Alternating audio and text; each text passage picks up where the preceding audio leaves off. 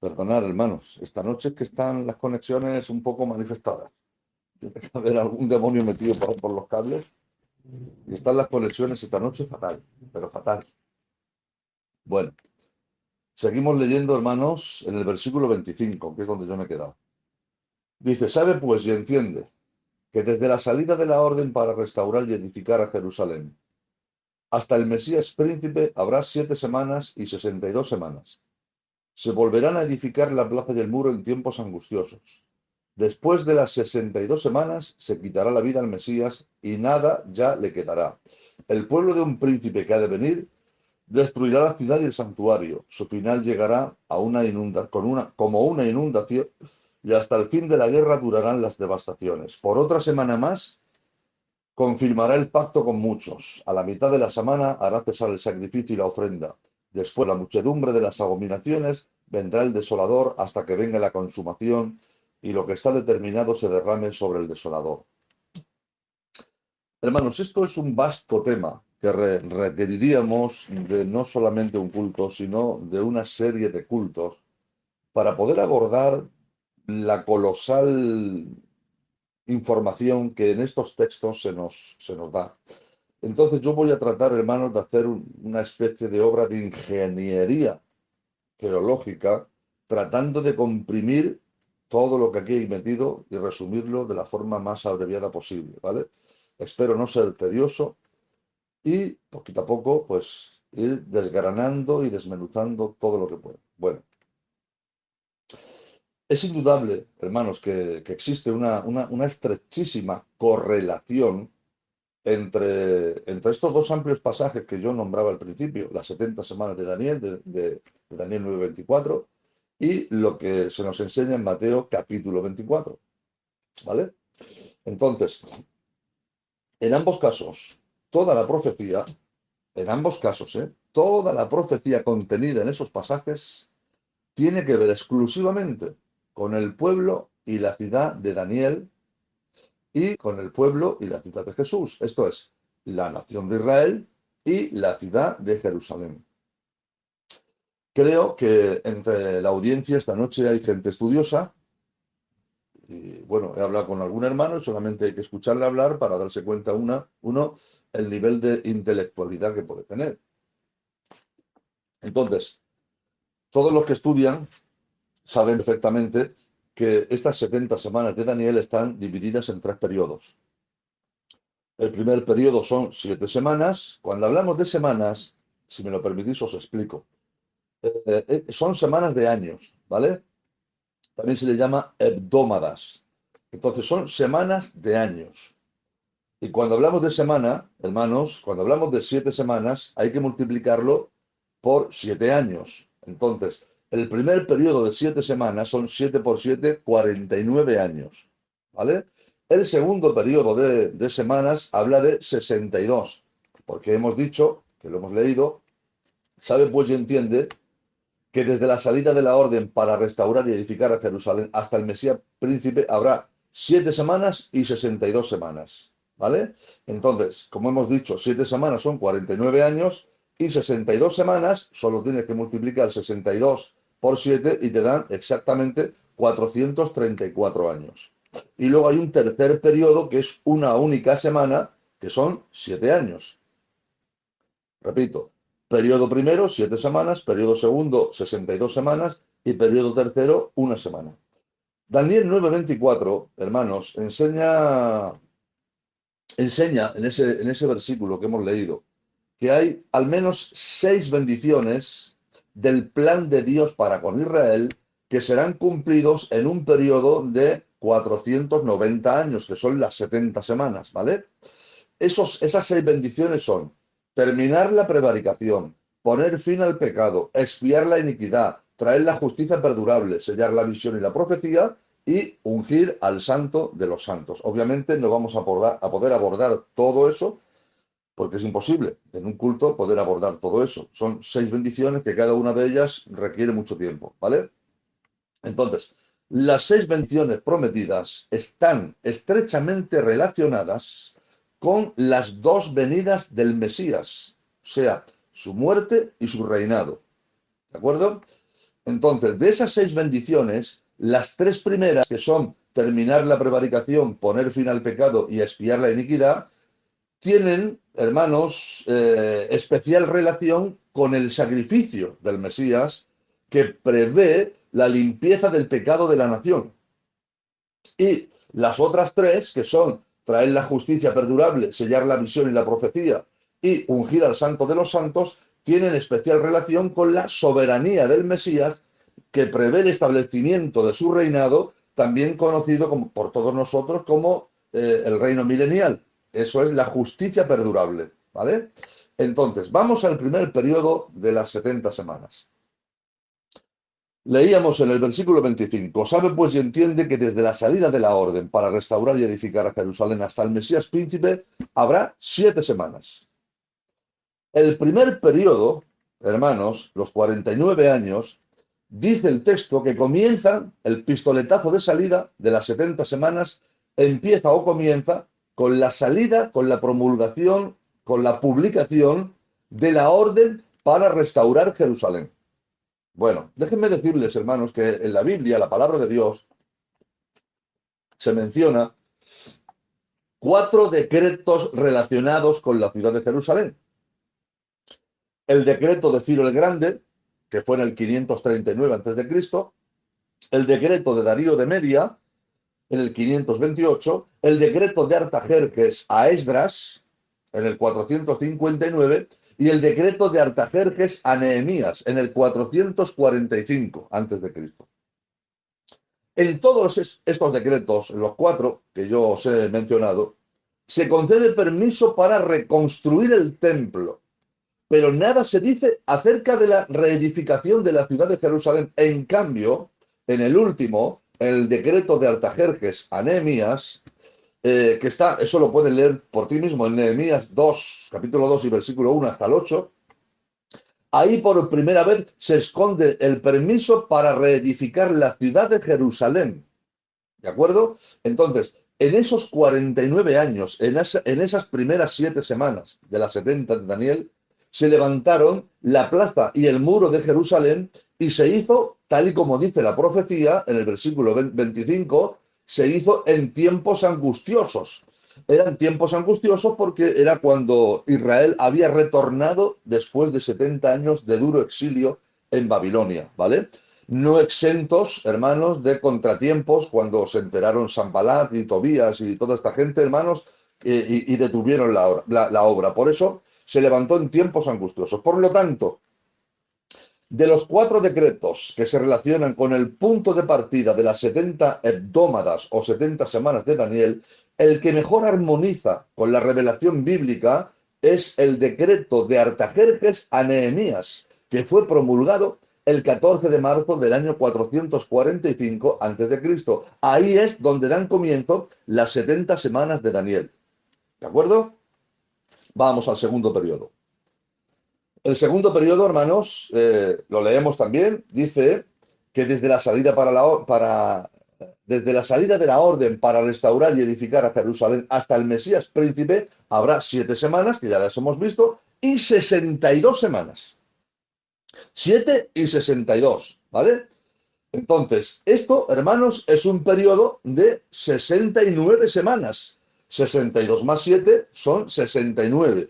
69 por 7 son 483 años proféticos contados desde la salida de la orden, como he dicho, en el 445 a.C.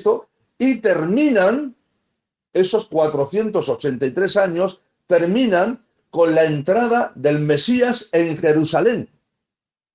Yo os podría dar, hermanos, todos los datos específicos, y me imagino que muchos de vosotros también los tendréis, acerca de las fechas, de los días, de los años, pero bueno, no hace falta porque creo que es un dato que lo conocéis de sobra. Solamente deciros, hermanos, que fueron exactamente, hermanos, 173.880 días. Esos son, hermanos, exactamente 483 años del calendario judío, que cada año judío tiene 360 años.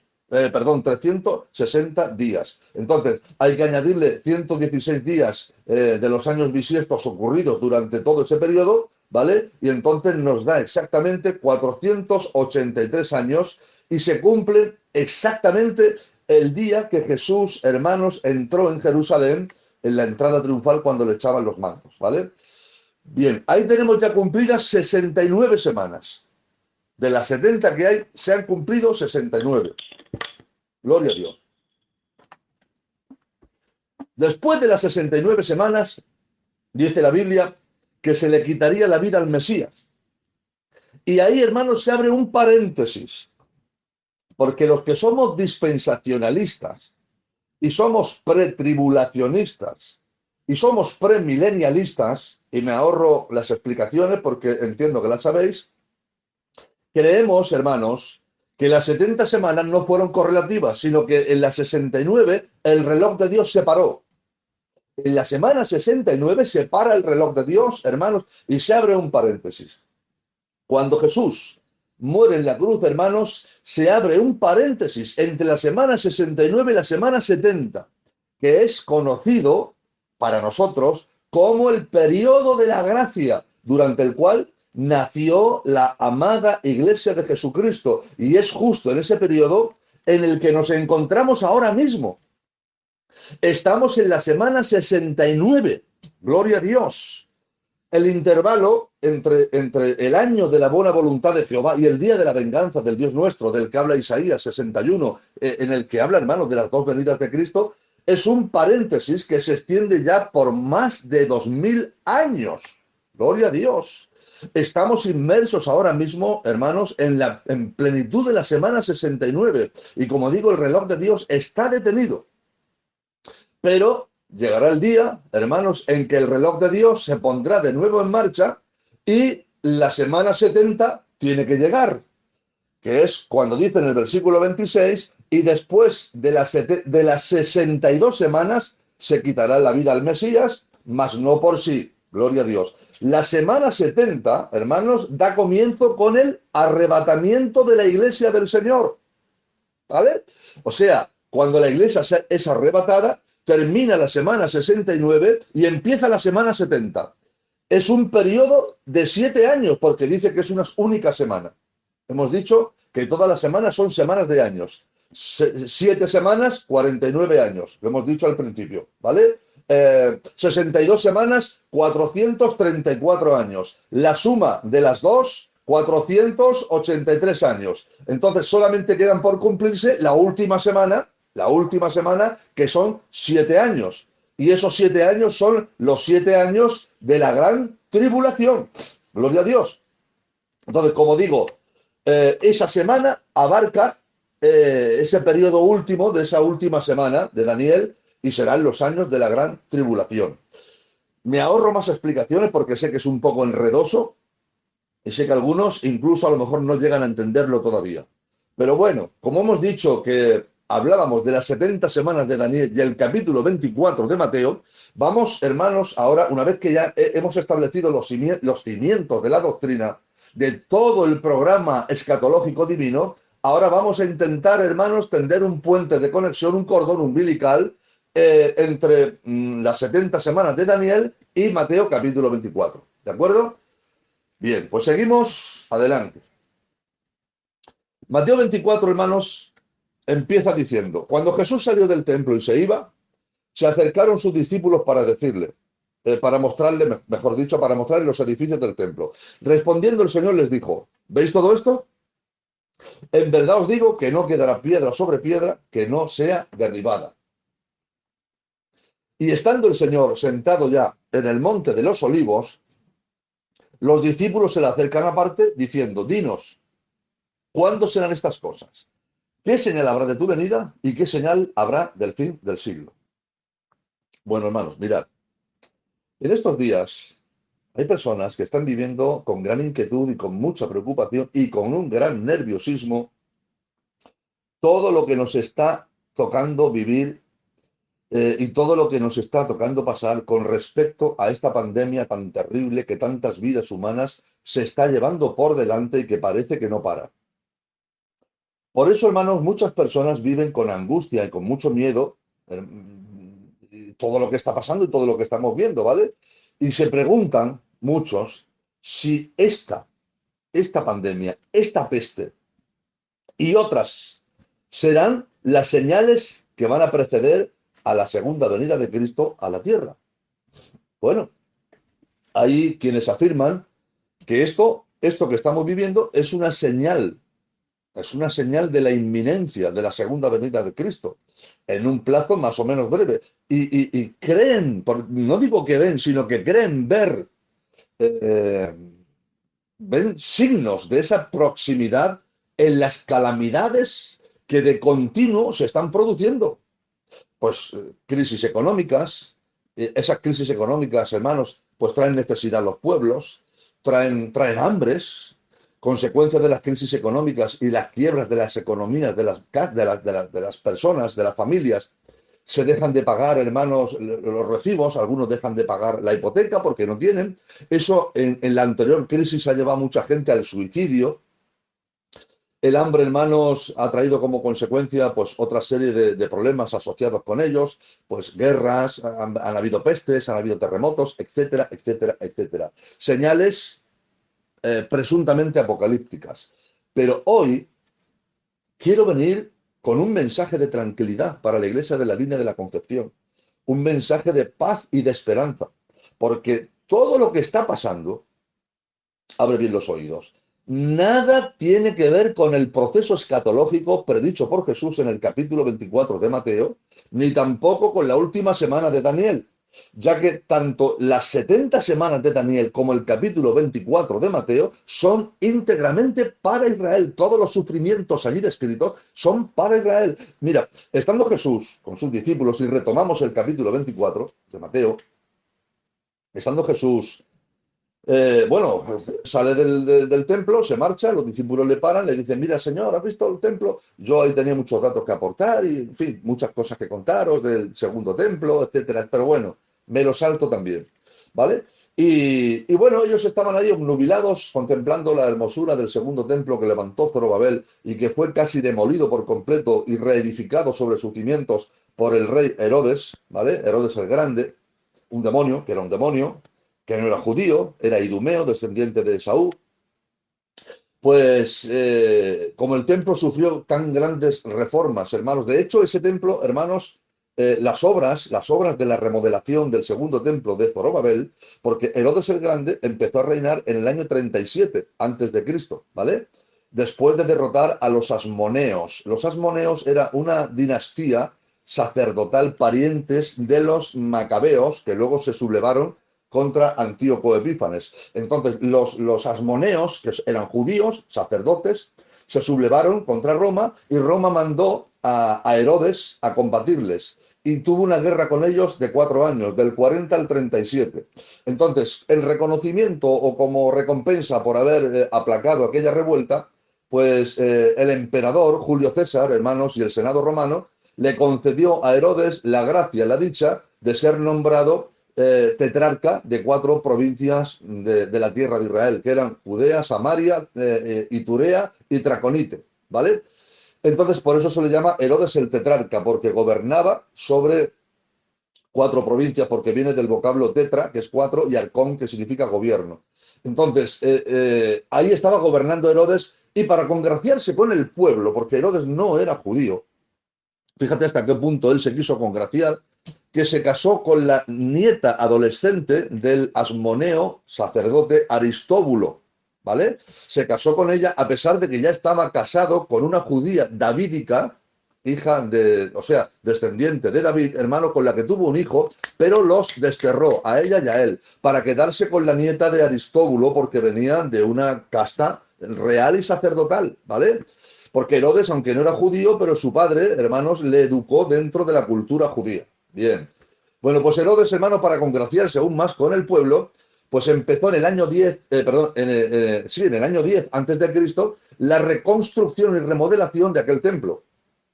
Pues entonces, hermanos, aquellas obras duraron, hermanos, pues aproximadamente 46 años. 46 años. De hecho, cuando Jesús dice derribar este templo y en 3 días lo levanto. Y los judíos le dicen, ¿cómo dices eso? Si este templo fue levantado en 46 años. Bien, pues cuando las obras comenzaron, hermanos, aproximadamente en el año 10 antes de Cristo, unos años después, me parece que fue en el año 10 después de Cristo, el templo quedó abierto al culto, aunque las obras prosiguieron unos cuantos años más.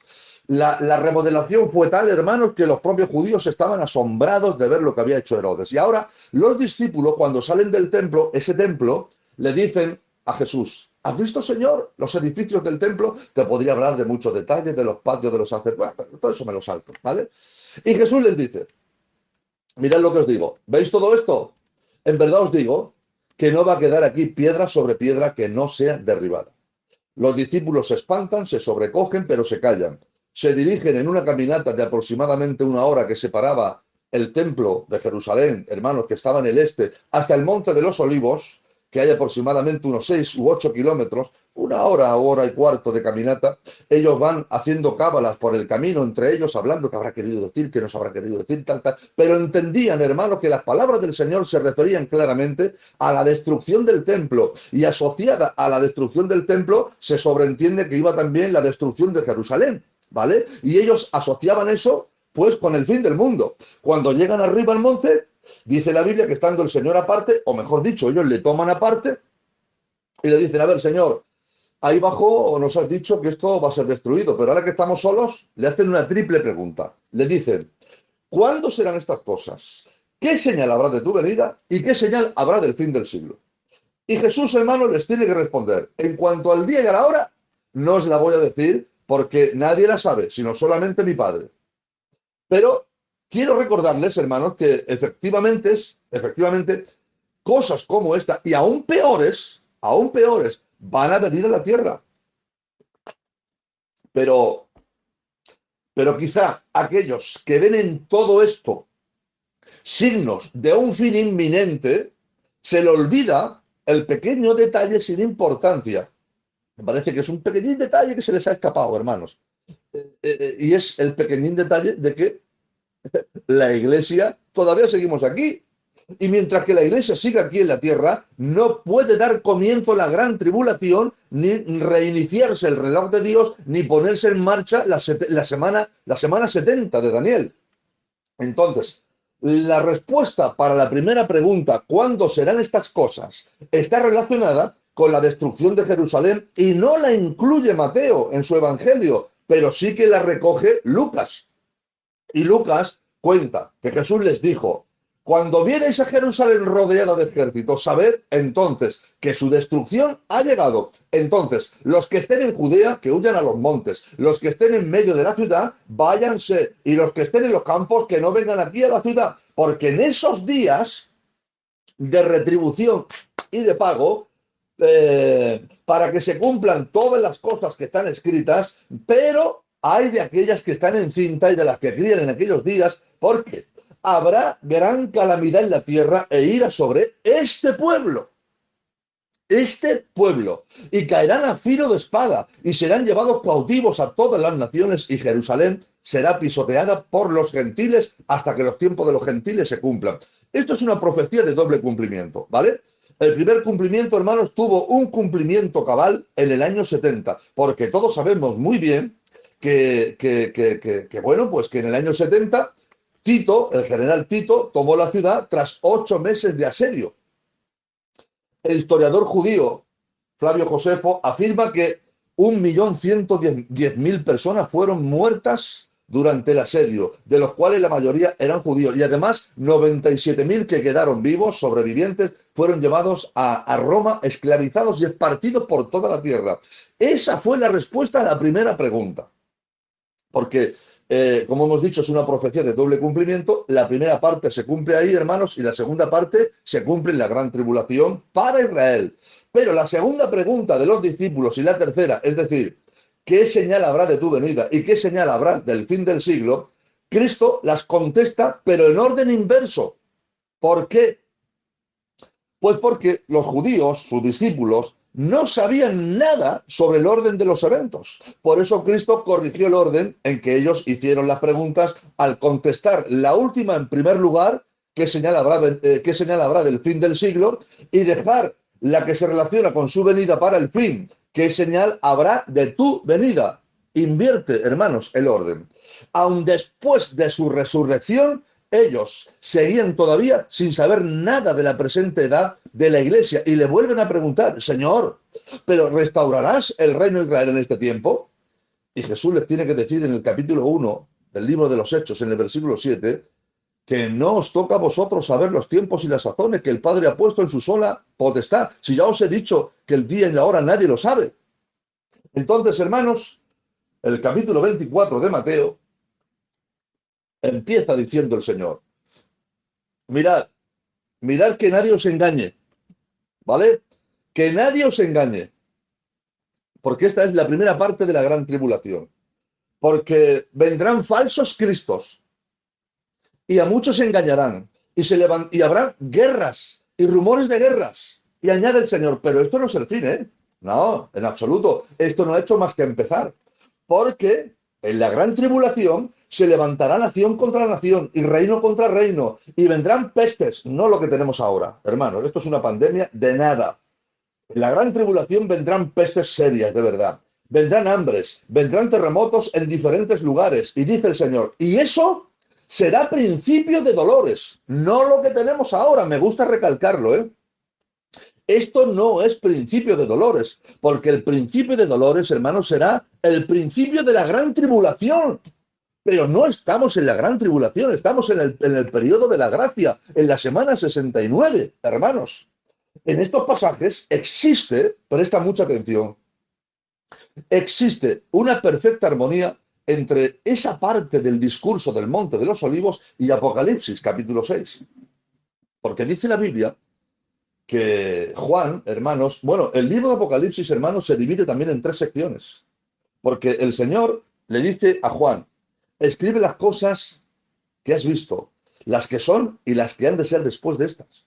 Se divide en tres secciones, hermanos. Las cosas que has visto es cuando Juan ve a Jesús, hermanos, lleno de gloria y lleno, cuando dice la Biblia que oye una voz detrás de sí, que le decía Juan, yo soy el primero y el último, el que estuvo muerto pero vive. Dice, me volví para ver la voz que hablaba conmigo y vuelto vi 7 candeleros de oro. Y en medio de los 7 candeleros, a uno semejante al Hijo del Hombre, que tenía, de sus ojos salían 2 llamas de fuego, de su boca salió una espada. Estaba vestido de una ropa de lino blanco que le llegaba hasta los pies. Sus pies eran como de bronce, bruñido, refulgente, como en un horno. Y dice, cuando le vi caí como muerto. Las cosas que son. Luego dice, escribe a las 7 iglesias del Asia Menor, a la iglesia de Éfeso, de Esmirna, de Pérgamo, de Tiatira, de Sardis, la Odisea y Filadelfia, las cosas que han de ser.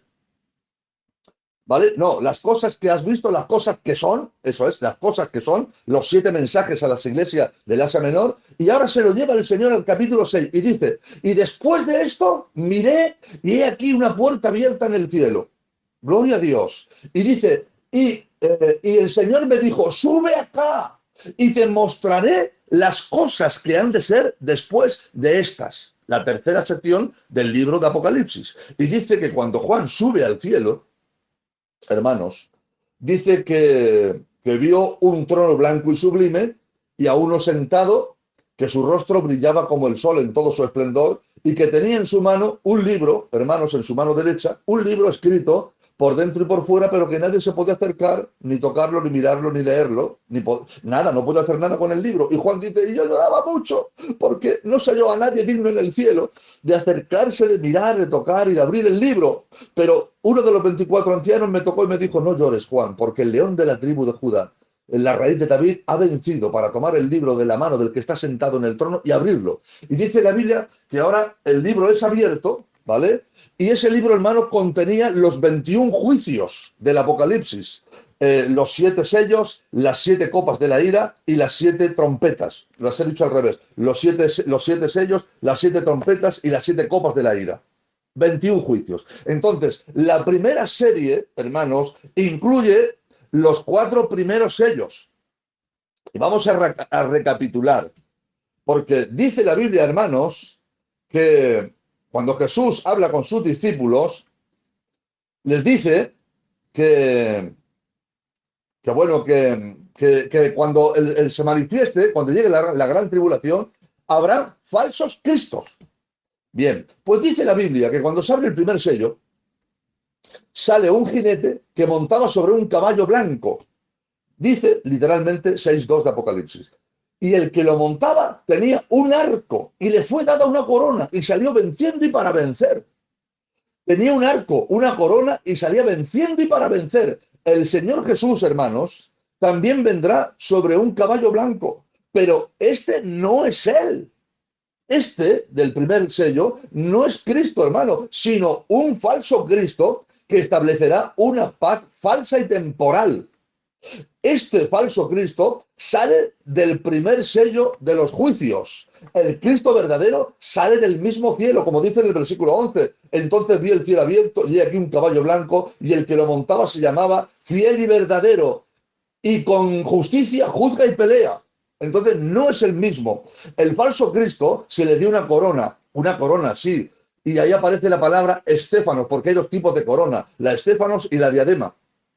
La estéfanos es la corona que se le otorgaba a los gimnastas, a los atletas, en las competiciones deportivas. Cuando ellos vencían y triunfaban y ganaban, le ponían una corona de laureles que era una corona temporal, porque se florecían y se echaban a perder, ¿vale? Entonces, ahí habla, hermanos, cuando dice que ese falso Cristo llevaba una corona, está llevando la corona Estéfanos, una corona de vencedor, pero perecedera, porque dice que salió venciendo y para vencer, ¿vale? En cambio, el Cristo verdadero, dice la Biblia, hermanos, en el capítulo 6 de Apocalipsis, que tenía la cabeza llena de diademas, y dice que sus ojos eran como llama de fuego, y había en su cabeza muchas diademas. El falso Cristo llevaba un arco para matar, y eso es una señal de cobardía, hermanos, una señal de cobardía, porque el arco era un arma de largo alcance para matar a los enemigos desde lejos, no en lucha cuerpo a cuerpo.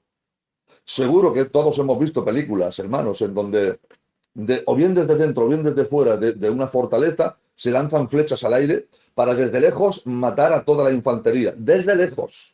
Porque Satanás es un cobarde que no se enfrenta cuerpo a cuerpo, gloria a Dios. Por eso, este del caballo blanco es un falso Cristo, porque es un cobarde. En cambio, hermanos, nuestro Cristo, dice la Biblia, que es el auténtico, que ese no llevaba un arco, sino que cuando Juan lo ve, hermanos, dice que lo ve con una espada aguda que salía de su boca, y esa espada, hermanos, es para luchar cuerpo a cuerpo. Jesús, hermano, no se esconde detrás de un arco. Él es un valiente que pelea cuerpo a cuerpo.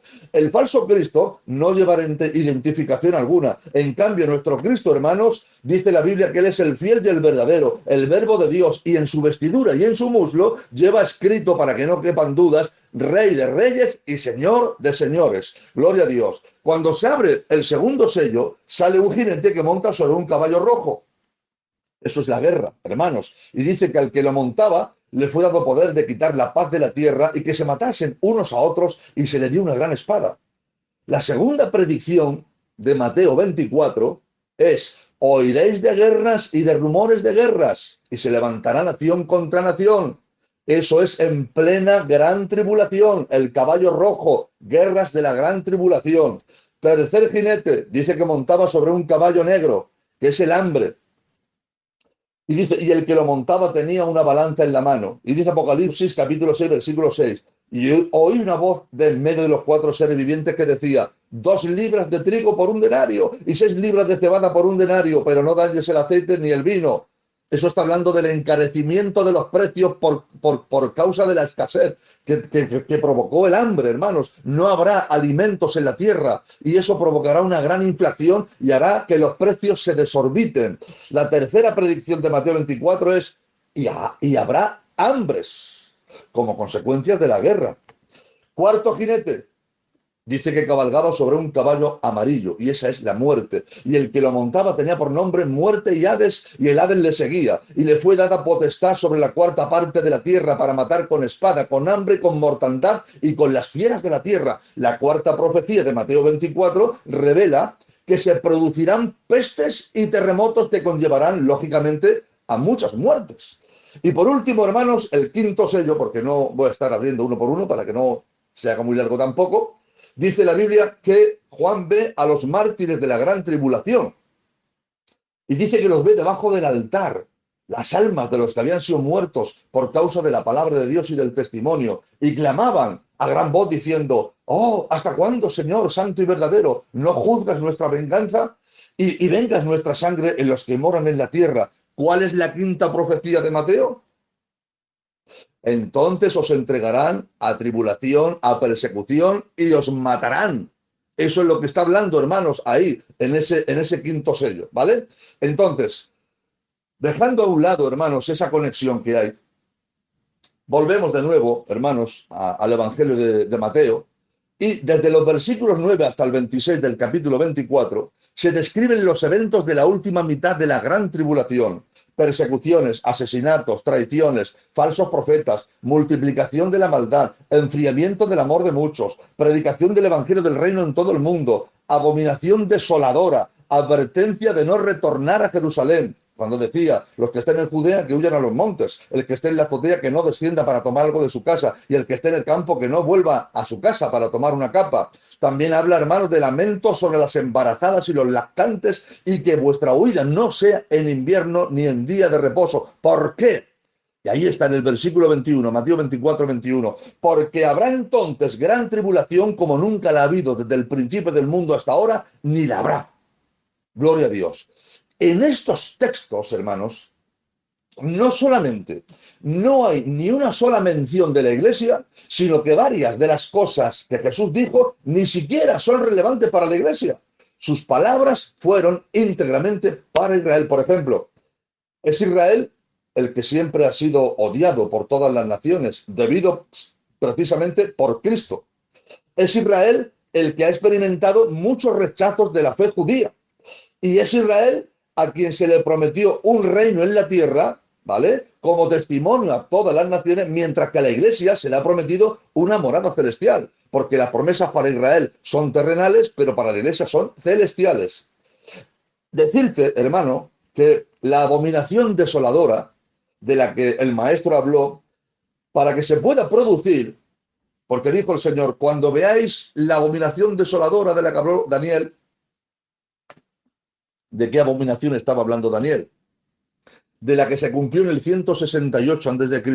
a manos de Antíoco IV Epífanes, que se atrevió, hermanos, era un rey seleúcida, descendiente de Seleuco, uno de los 4 generales de Alejandro Magno, que como Alejandro Magno murió sin hijos, pues dejó su imperio a sus 4 generales, Lisímaco, Casandro, Ptolomeo y Seleuco.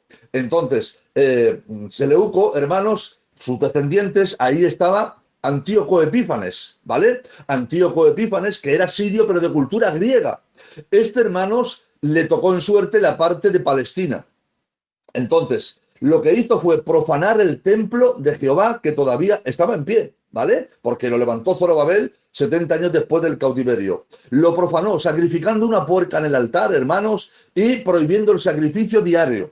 Entonces dice el Señor: cuando veáis la abominación desoladora de la que habló Daniel, esa abominación, hermanos, es cuando el anticristo se manifieste y entre al templo y su persona profane el templo y ponga un trono, hermanos, en Jerusalén y se siente para reinar. Esa es la abominación desoladora, queridos hermanos. Pero para que esa abominación desoladora se produzca en la era presente, falta un elemento imprescindible que hoy por hoy no está, que es un tercer templo. Que no hay templo en Israel, hermanos. Todos saben que el templo segundo cayó en el año 70. Desde entonces no hay templo, hermanos, sino que se ha levantado una mezquita, la mezquita de Omar, hermanos. Es una mezquita que está ocupando la explanada donde estaba el templo. Entonces, hermanos, es imposible que eso pueda ser para la iglesia.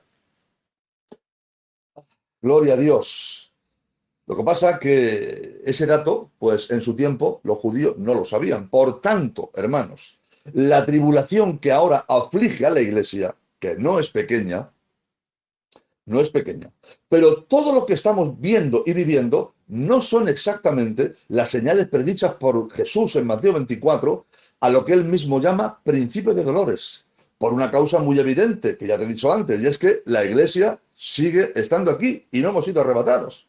Aparte de esta peste o epidemia o pandemia, como queráis llamarle, que estamos sufriendo a nivel mundial y que tanto ha preocupado a la gente y por la que muchos se preguntan si eso era la gran tribulación, pues he de decir que en épocas pasadas la Iglesia también ha tenido que superar momentos muy duros y muy difíciles de su historia. Y ello no significa que estuvieran viviendo en la gran tribulación, ni que tampoco fueran señales de su venida. Os podría hablar de las persecuciones romanas iniciadas por Nerón en el año 64, cuando culpó a los cristianos de haber incendiado la ciudad y cuando en realidad fue él el que lo hizo. Incluyendo a Nerón, hermanos, hubieron 10 emperadores romanos que también persiguieron a los cristianos. El propio Nerón, Domiciano, Trajano, Marco Aurelio, Septimio Severo, Maximino, Decio, Valerio, Diocleciano y Juliano, hasta que se publicó el Edicto de Tolerancia, publicado por Galerio. Y ahí, hermanos, de momento la cosa se paró. Y en el 325 supuestamente se convierte Constantino al cristianismo, ¿vale?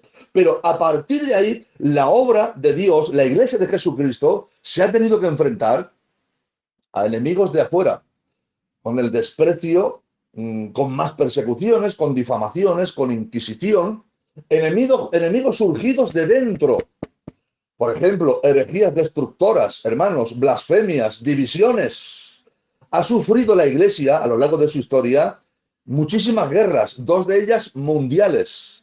Ha sufrido destierros, decapitaciones, escarnios, difamaciones y por si fuera poco, se ha enfrentado a epidemias mucho peores que esta. Mira, por ejemplo, en 1347 se declaró la peste negra que duró 4 años, del 47 hasta el 51. Hubieron 200 millones de muertos, 200 millones durante 4 años. Después, en el 1520, se declaró la viruela, que provocó 56 millones de muertos. Después, hermanos, entre los siglos XIX y XX, hubieron 7 brotes del cólera, provocando 100 millones de muertos. Y por último, en 1918 hasta 1920, se declaró la gripe española, que provocó 50 millones de muertos.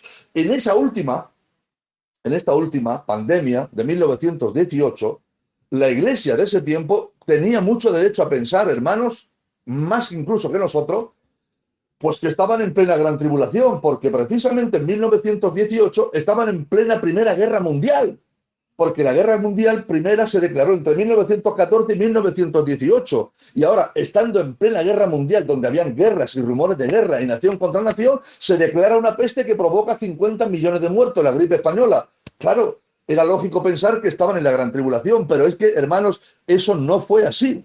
Y si aquello no fue así, tampoco lo es ahora mismo. Hermanos, la obra de Dios, hermanos, ha vivido momentos de gran popularidad gracias a las misiones y al evangelismo, y momentos también de total descrédito por causa de la corrupción papal y de la carnalidad. Ha vivido tiempos de abundancia cuando todo lo tenían en común y tiempos de tremenda escasez cuando la iglesia era saqueada y robada.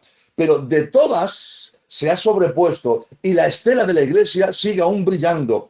Hoy día ya no hay hogueras, no hay circos romanos, ya no hay leones, no hay persecuciones. Por lo tanto, mis hermanos, debemos coger ánimo y decir como decía Pablo, porque esta leve tribulación momentánea produce en nosotros un cada vez más excelente peso de gloria.